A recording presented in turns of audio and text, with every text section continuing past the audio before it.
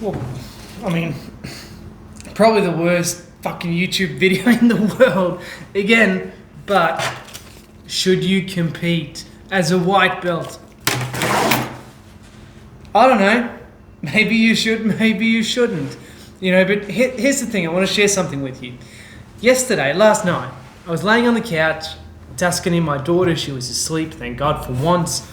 And I was sitting there texting with a white belt. He's a fella that I train now and then, you know, great guy. And he's like, hey, Ken, should I compete? And he's starting to overthink all this stuff, right? And I'm sitting there, I'm like, how am I going to respond to this?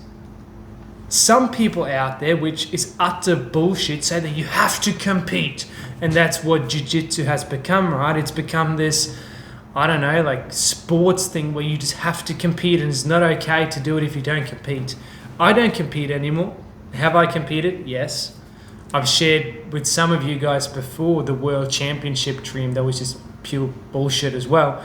And I want to share another thing with you because I've been an athlete my whole life. I started off in different sports playing ice hockey, soccer, and I did really well really fast.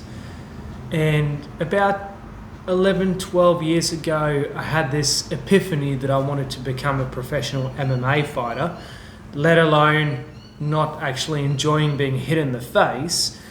But anyways, I started on this journey. I embarked on this incredible journey. I was coaching full-time.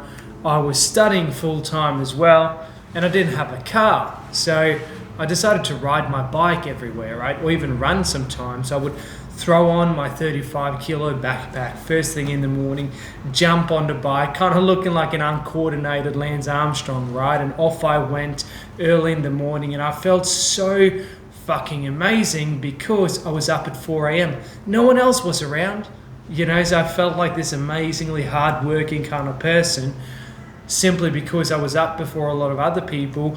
And, you know, the sun was rising as I was riding on the roads almost alone, except from the guy who's zooming past in a car, right? Anyway, long story short, I would be riding 50 kilometers a day with a heavy backpack on because I had all my university books and that kind of stuff. Then I'd be training people and I'd be studying full time, and then I was trying to fit in 2 or 3 sessions myself, you know, like striking and grappling and things like that. And this would go on and on for months and months on end. But let me ask you a question. How do you think that went down? Pretty fucking shit.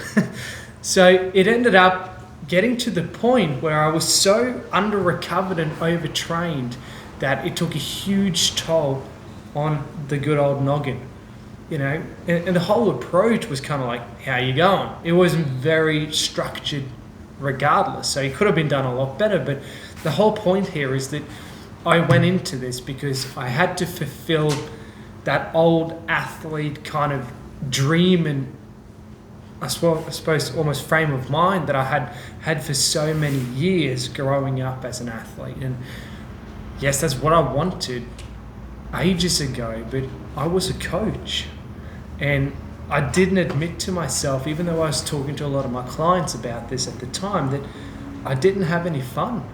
And if I didn't have fun, why should I go and put 20, 30 hours of training in every single day in order to make that happen? So just a little story, not in detail or anything like that, but if you're a white belt and you want to compete, go and compete. Get the first competition over and done with. Go in, have fun. You're going to learn a lot. It doesn't matter if you win or not. What matters is whether you have fun or not. If you have fun, go back and do it again. If you don't have fun, don't do it. Don't bother. It's okay to do things like Brazilian Jiu-Jitsu without competing. You can train hard on the mats, still be safe, not get injured, and enjoy life. That's totally cool. And if you train for fitness, that's totally cool too, you know? So don't worry about the Instagram highlight reels and people competing in these local comps and getting golds, and stop fucking comparing yourself to them, all right? Super important. I could not say this and emphasize this enough. If you compare yourself to others on social media, guess what? It's an endless spiral of bullshit. Do it for you, do it because it's fun, and if that leads somewhere, that's amazing. Now I'm going to go turn the camera off because I don't have a fancy clicker or anything, so enjoy another shit YouTube video. Peace out.